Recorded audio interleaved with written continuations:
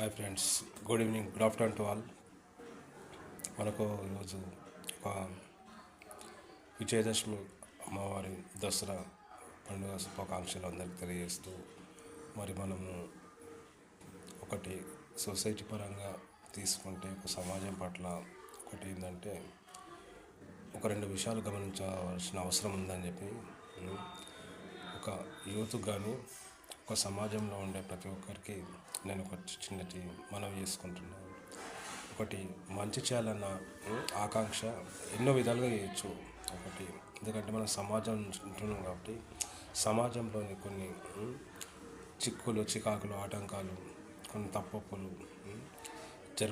జరుగుతున్న తరుణంలో అంటే రీసెంట్గా వచ్చేసి ఏంటంటే మనకు అప్పటి జనహృదయ నేత మాజీ ఉమ్మడి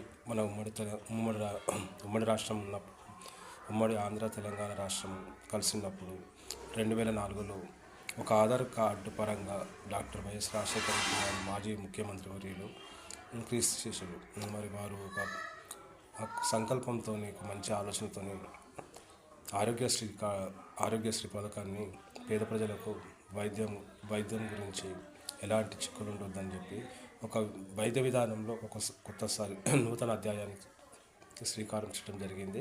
అది గతంలో స్థాపించబడిన ఒక జీవో మనందరికీ తెలిసిన విషయమే. కాకపోతే ఇప్పుడు మరి మనకు తెలంగాణ రాష్ట్రం వచ్చినాక కూడా ఎందుకంటే మెడికల్ కేసెస్ కానీ లీగల్ కేసెస్ కానీ అంటే యాక్సిడెంటల్ కేసు ఉండొచ్చు, మరియు తీసుకుంటే కొద్దిగా హెల్త్ కొద్దిగా మనిషికి సహకరించిన తరుణంలో మనిషికి ఏదైనా వ్యాధి సంభవించినప్పుడు హాస్పిటల్కి వెళ్ళినప్పుడు మరియు ఆ యొక్క ఆరోగ్యశ్రీ కార్డును పైన ఫార్మాలిటీస్ ఏమో పునరుద్ధరించాలని చెప్పి నేను రాష్ట్ర వైద్య డైరెక్టర్ గారిని కోరుకోవడం జరుగుతుంది. డైరెక్టర్ గారు ఒకటి గమనించాలండి, ఇప్పుడు తెలంగాణ రాష్ట్రం ఏర్పడ్డాక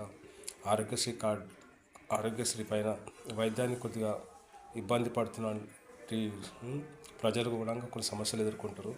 దయచేసి ఆరోగ్యశ్రీ కార్డు కార్పొరేట్ ఆసుపత్రుల్లో కానీ ముఖ్యంగా మన తెలంగాణలోని రాష్ట్ర యావత్తు మొత్తము ఈ తెలంగాణలో మనకు ఆరోగ్యశ్రీ గురించి ఎలాంటి ఆటంకాలు ఉండొద్దని చెప్పి ఒకటి ప్రభుత్వం నుంచి మెడికల్ డైరెక్టర్ గారిని కోరడం జరుగుతుంది.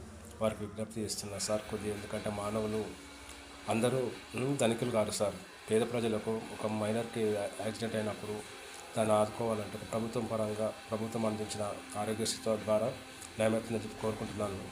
ఒక ఫ్రెండ్స్ మీద టుమారో రాజేష్ పుట్పల్లి. రాజేష్.